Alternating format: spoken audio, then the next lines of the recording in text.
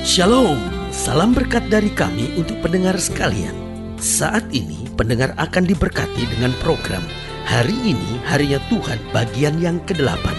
Sebuah program rohani tentang doktrin Alkitab yang menolong kita untuk semakin tertanam dalam kebenaran firman dan bertumbuh dalam kemuliaan. Bersama hambanya, Pendeta Gilbert Lumendong, STH. Banyak orang merasa doktrin Alkitab sebagai sesuatu yang membingungkan. Tetapi tahukah saudara bahwa doktrin Alkitab intinya adalah memahami Alkitab dengan benar, dengan pemahaman yang sistematis, sehingga kita terus dapat tertanam di dalam kebenaran firman, sehingga kita terus bertumbuh di dalam kemuliaan Allah. Buka hati saudara sekalian untuk menerima berkat-berkat firman-Nya hari ini. Allah kita bukan hanya Tuhan yang tinggal dan berada di sorga, tetapi Allah kita adalah Tuhan yang dekat dengan kita, ada di hati kita, memberi kekuatan dan kemenangan buat kita, menyertai langkah-langkah kita, menghapus air mata kita, dan senantiasa memegang tangan kita untuk membawa kita senantiasa ke jalan yang penuh kemenangannya. Haleluya. Selamat datang dalam program kita hari ini, Harinya Tuhan. Sebuah program rohani yang mendorong kita untuk senantiasa menjadikan firman Tuhan dasar keseharian kita, sehingga kita dapat tetap teguh berdiri di tengah goncangan, tetap teguh berdiri di tengah tantangan.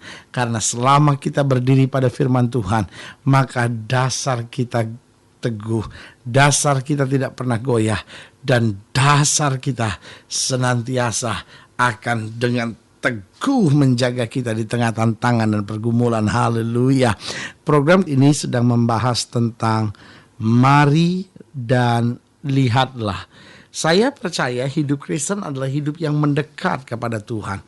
Saya tidak percaya bahwa hidup Kristen hanyalah memiliki sebuah agama, tetapi saya percaya hidup Kristen adalah hidup yang dekat dengan Tuhan. Sehingga hidup Kristen bukan sekadar kita berbicara tentang Tuhan, kita bercakap-cakap tentang Tuhan, tetapi hidup Kristen lebih jauh dari sekadar berbicara tentang Tuhan. Tetapi hidup Kristen adalah datang mendekat kepada Tuhan, mengalami kasih-Nya, mengalami jamahan-Nya, mengalami kekuatan-Nya, mengalami mujizatnya senantiasa dalam kehidupan kita. Karena itu waktu kita percaya kepada Kristus, maka kita mendengar panggilan bahwa Dia memanggil kita, mari datang mendekat, dipulihkannya hidup kita, disucikannya hidup kita, dikuatkannya hidup kita, dan dibawanya kita pada pengalaman-pengalaman mujizat untuk kita berjalan dalam kemenangannya. Haleluya.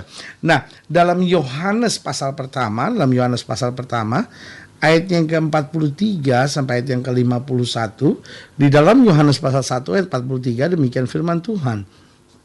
Pada keesokan harinya, Yesus memutuskan untuk berangkat ke Galilea.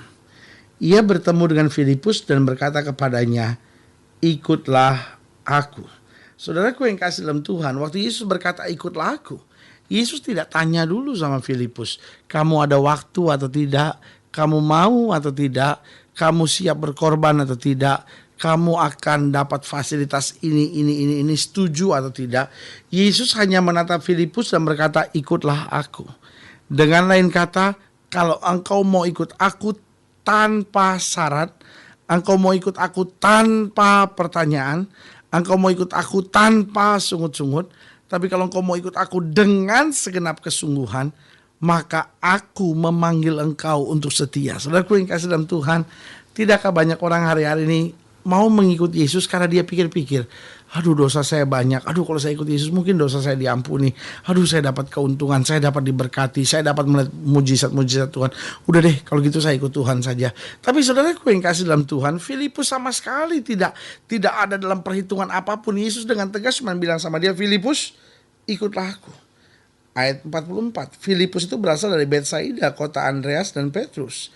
Filipus bertemu dengan Nathanael dan berkata kepadanya, kami telah menemukan Dia yang disebut oleh Musa dalam kitab Taurat dan oleh para nabi, yaitu Yesus anak Yusuf dari Nazaret.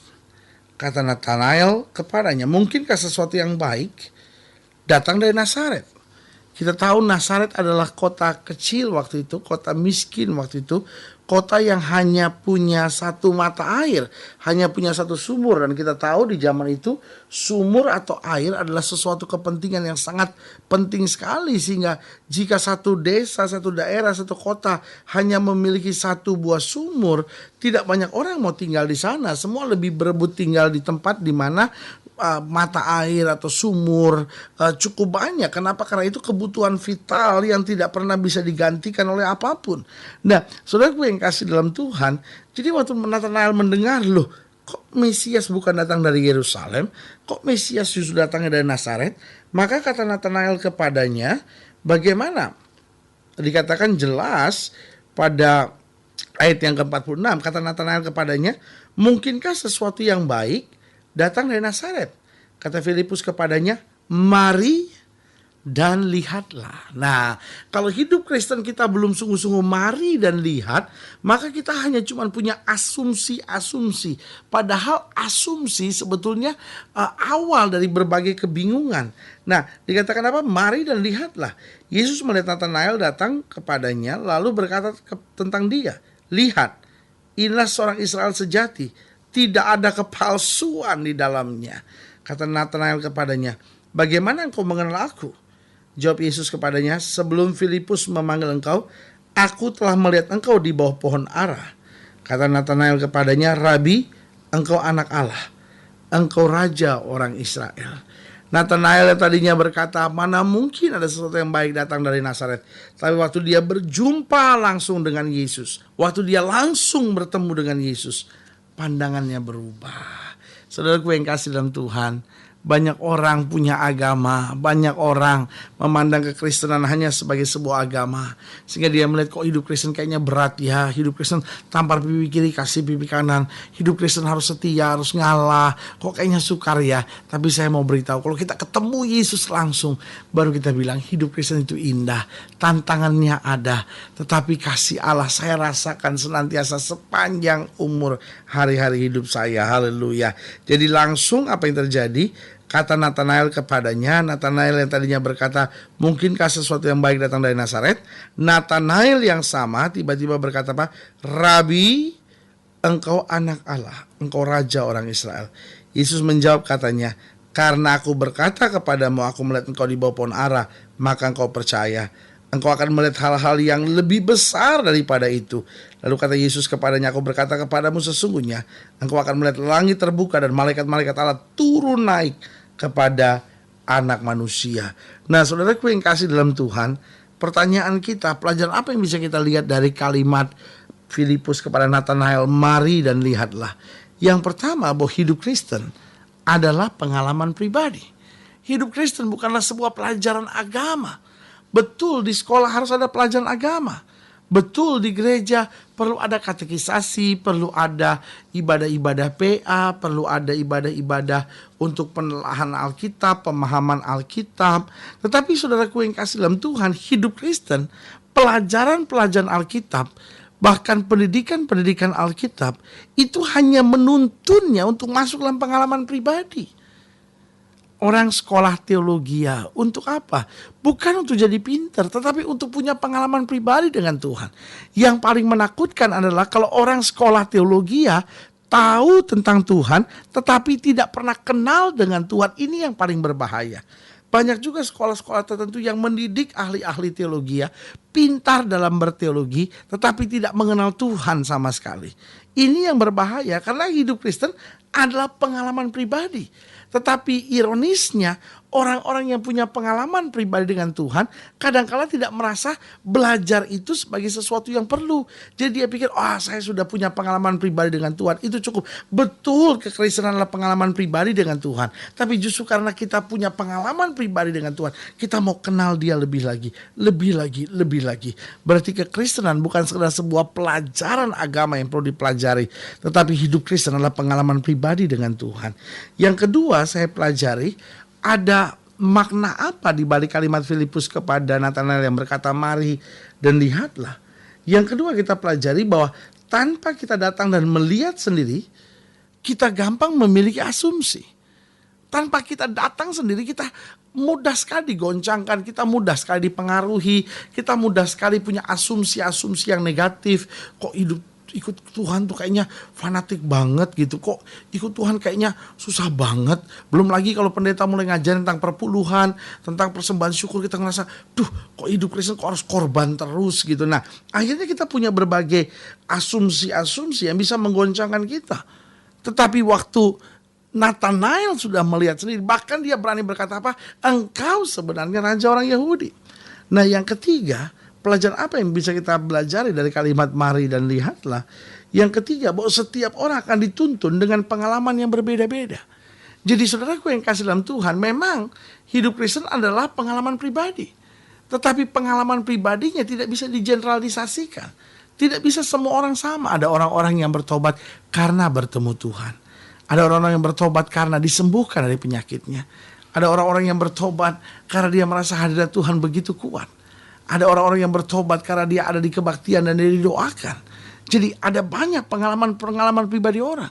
Ada orang-orang yang bertobat ketika dia dalam penjara. Ada orang yang bertobat ketika dia dipukuli hampir setengah mati. Dan akhirnya dia melihat Yesus menyapanya, menerima dia apa adanya. Jadi dari sini kita bisa belajar bahwa setiap orang akan dituntut dengan pengalaman pribadi yang berbeda-beda. Jangan kecil hati. Tapi sekaligus juga jangan sombong. Tapi biar setiap kita menikmati Tuhan. Kalau hari ini saya menghadapi masalah, kalau hari ini saya menghadapi tantangan. Oh Tuhan, saya mau belajar bersyukur. Tuhan sedang mendidik saya dengan cara yang berbeda. Tapi membawa saya dalam pengalaman kemuliaan yang luar biasa. Haleluya. Berarti ada 3 pelajaran penting kita pelajari. Yang pertama, bahwa hidup Kristen adalah pengalaman pribadi. Yang kedua, bahwa tanpa kita datang dan lihat sendiri, kita mudah sekali memiliki berbagai asumsi-asumsi negatif. Dan yang ketiga, bahwa setiap orang akan dituntun Tuhan dengan pengalaman yang berbeda-beda. Haleluya. Nah saudaraku yang kasih dalam Tuhan, kalau sedang dilayani lebih jauh, hubungi kami melalui telepon, hubungi kami melalui surat, kunjungi website kami. Karena kami ada untuk membawa Bapak Ibu Saudara senantiasa lebih dekat pada Tuhan, mengalami kasih kuasa mujizat yang luar biasa. Haleluya. Melalui program ini juga kami mau berdoa untuk setiap saudara yang sakit, setiap saudara yang berbeban berat. Karena kita percaya bahwa bagi Allah tidak ada perkara yang mustahil. Atau saudara-saudara yang mungkin selama ini hanya punya agama tapi tidak pernah berjumpa Yesus secara pribadi, saudara yang didoakan secara khusus, saudara boleh taruh tangan kanan saudara di dada. Dan kita doa, Bapa dalam nama Yesus, hamba doa buat setiap pendengar sekalian yang taruh tangan kanan di dada karena beban, karena masalah, karena persoalan hidup, karena membutuhkan kekuatan, mujizat, ketenangan. Bapak hamba doa dalam nama Yesus, jangan lalui satu orang pun, sehingga setiap kami boleh melihat kasih kuasa mujizat Tuhan yang luar biasa. Di dalam nama Yesus kami berdoa. Haleluya. Amin. Saudaraku yang kasih dalam Tuhan, kita sudah berdoa. Tidak pernah Allah lalai menepati janjinya. Inilah saatnya bagi kita untuk bangkit percaya, beriman, dan menyerahkan kehidupan kita sepenuhnya pada Tuhan. Tetap bersemangat, bersuka cita, karena kita tahu Yesus adalah sumber selamat, sumber kekuatan, gunung batu, dan benteng perlindungan kita. Doa saya menyertai saudara. Sampai berjumpa pada program berikut. Dan jangan lupa, jadikan hari ini harinya Tuhan. Haleluya.